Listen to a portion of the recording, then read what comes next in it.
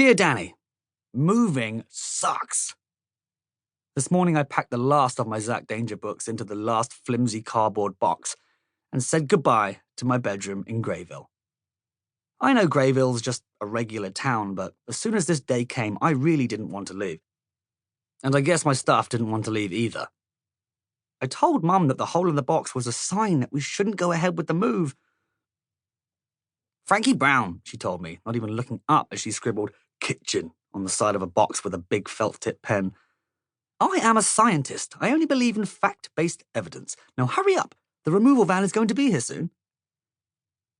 So I went and told Dad about the sign, but he just agreed with Mum, like he always does. I walked out of my bedroom for the very last time. I didn't even shed a single tear like you said I would. And you know what that means, right? You owe me your limited edition Zack Danger badge. You know, the super awesome one that looks like a plain red badge until you tilt it just right and the words, The Danger Gang, appear. Oh man, I've loved that badge ever since the moment it fell out that box of Danger Flakes spy cereal and landed in your bowl and not mine. And now it belongs to me. You can put it in the envelope when you write back. You'd better write back, Dani. Dad says the new people moving in are going to turn my room into a gym. A gym? Can you believe that? I grew up in that room. We've had so many epic historic moments in there, Dani. It made me think of when we went on that school trip to London and we stopped to take photos of a blue plaque on the wall of a house just because some author I'd never heard of wrote a book there. Well, if that Dickens guy got a plaque just for writing some words down, then my bedroom deserves a plaque too. In fact, I thought I'd make one before I left so the new owners would know whose room it was they were working out in. Franky Brown, pick 10,000 bogeys in this room, from age 0 to 10. The trouble is, Dad got suspicious when I asked which box he'd packed the hammer in, so I didn't get a chance to hang it up. Seriously though, we did so many awesome things in there. We completed our first video game, saw our first UFO through that window, and there was that time we spotted the same shooting star and my hand accidentally brushed yours and you thought I was trying to hold your hand. Oh, as if. Yuck. My cot was even in there when I was a baby.